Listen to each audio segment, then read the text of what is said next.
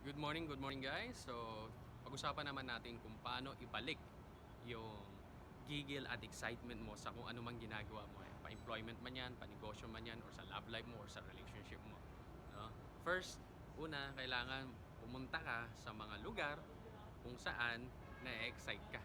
Kung saan nag enjoy ka, kung saan nagiging happy ka. For example, bigyan kita ng example. Kung medyo boring na, di ba? Medyo hindi ka na nag enjoy sa environment mo or lugar na kung saan ka humahataw, saan ka nag-work. So, labas ka, 'di ba? Magkape ka or punta ka sa mga magagandang tanawin, 'di ba? Bukid man 'yan or punta ka sa beach, punta ka sa like eto, 'di ba? Yung view na 'to. Punta ka sa mga matataas na building tapos tingnan mo yung city lights, 'di ba? Yung mga ibang matataas na gusali kasi may mararamdaman ka talagang iba. Kasi bago sa experience mo, bago sa sensation mo, bago sa paningin mo. Tama? Basta ganun yun. And kasi yung explanation doon is when we are put in a new environment, may nagsa-spike na chemical sa utak natin. Yung tawag doon is yung dopamine. Diba? Pag nag-spike yung dopamine na yun, it triggers our craving and motivation. Siyempre, pag nagki-crave ka at motivated ka, eventually, gagawa ka talaga ng action.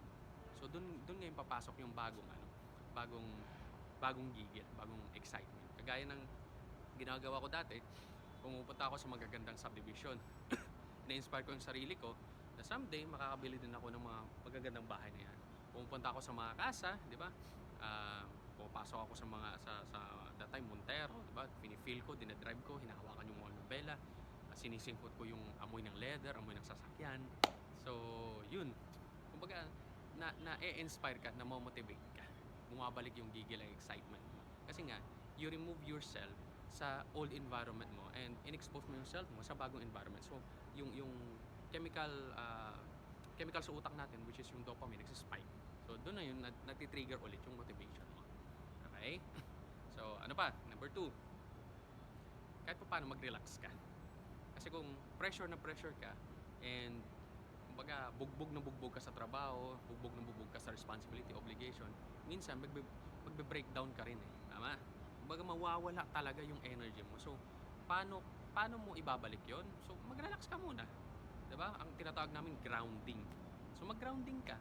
Pumunta ka sa beaches, pumunta ka sa mga nature reserve or mga falls, yan. Ano pa ba? Ilog, spring, yan. Punta ka sa mga hot spring.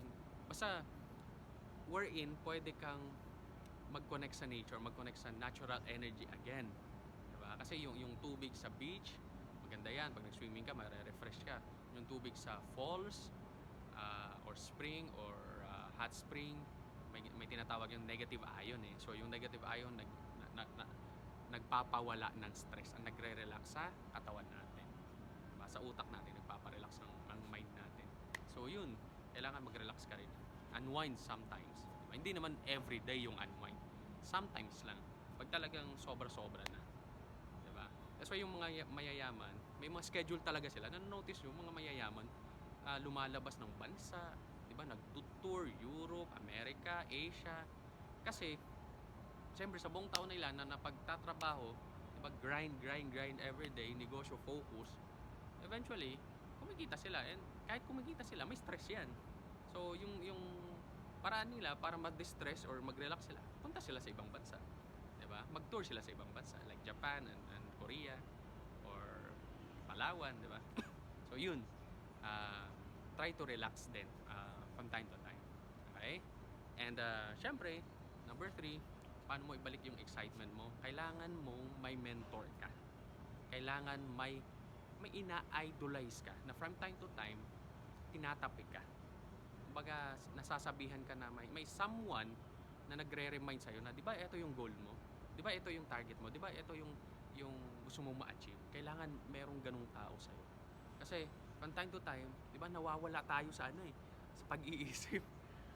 Kumbaga, meron talagang time na nagiging clouded yung judgment natin to the point na minsan, discouragement, depression, dun na pumapasok. Tama? So, kailangan may mentor ka na fina-follow or may nag-guide sa'yo Para sa ganun, from time to time, matapik ka, ma-remind ka. Okay? And syempre, dapat yung mentor mo, nakikita mo kung ano yung buhay na gusto mong makuha. Tama? So, yun yung pinaka-effective. Alright? So, thank you so much guys. I hope may na-learn kayo today. And I pray and I really hope and I'm really positive na this 2024 will be your greatest year ever. Alright? So, God bless and till next time. Bye-bye.